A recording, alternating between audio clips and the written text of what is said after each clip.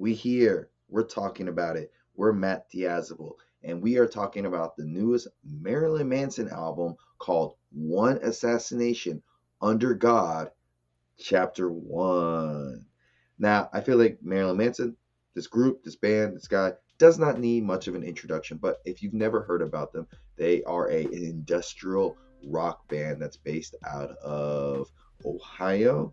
I think that, or at least that's where the lead singer is from, and that's where the band got their start back in the mid '90s, and they've gained popularity throughout the years. He's one of, I guess I'm gonna just keep referencing him as Marilyn Manson, since he's the lead singer is the only original member of the group, and they gained a lot of popularity in like the late '90s when I was in middle school with their songs.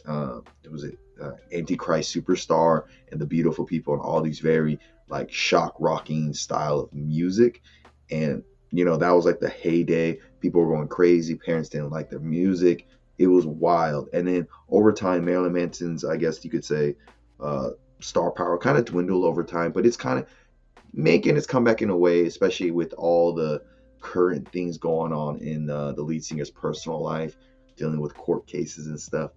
Not going to talk too much about it. You can easily Google that if you want. I'm pretty sure you've heard about it if you are checking out this video. Antichrist Superstar is definitely under a lot of pressure and feels like a lot of people are probably coming after for him for an assassination. But I gotta say, with this latest album, he's not going down without a fight, and it's pretty darn good. I'm not gonna lie. I gotta say, this new album is just a really well-paced and dark effort that feels like a real return to form for the shock rocker himself. With the shorter track list and the overall more focused sound, I feel like this might be some of his best work he's put out in a good while, because it just sounds so good and it feels so, in a weird way, purposeful. Like he had a purpose when making this album, and you can definitely feel and just understand everything that's going on from what is going on in his personal life. Because I think two things that really help with this album is the fact that he assembled some new members for this album, and they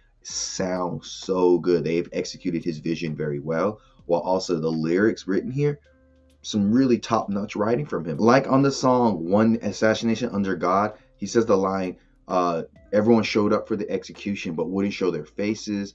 Or on the song Meet Me in Purgatory, where he says, you say you love me, but your mouth is a guillotine. The writing on here is well executed and just sounds so focused and unique. Like he's on it, and it sounds great.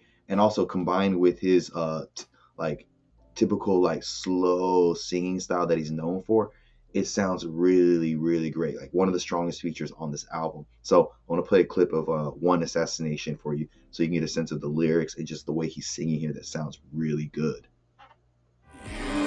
Always be entertained. Everybody shout up for the execution, but nobody would show that face. It just sounds so impactful. And like I said, his vocal performances here sound really good, because he's able to do his signature style of like low speaking while drawing out his words to really create like a creepy and low voice, while also having that dark atmosphere. It sounds really great. Some good examples of his vocal styles that are very his signature style are Assassination Under God, As Sick as the Secrets Within, Death as Not a Costume, and Not If You Understand.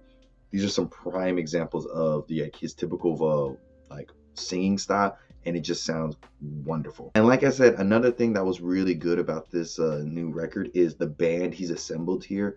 They just sound so tight and refined. Like everyone seemed to be on the same page on like what to do and how, like what sounds to create for this record. Guitars sound really crunchy and dense at times, while also sounding very eerie and creepy with the distorted sounds they have on this record.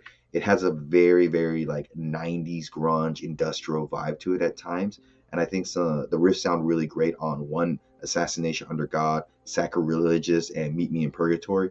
The distorted sounds of the guitars here really, channel that Marilyn Manson energy. So I want to play a clip of Sacrilegious so you can get a sense of like how it definitely feels like it could have come out back in the 90s when he was putting out more, not more music, but when he first came out. It has that very nostalgic feel to it.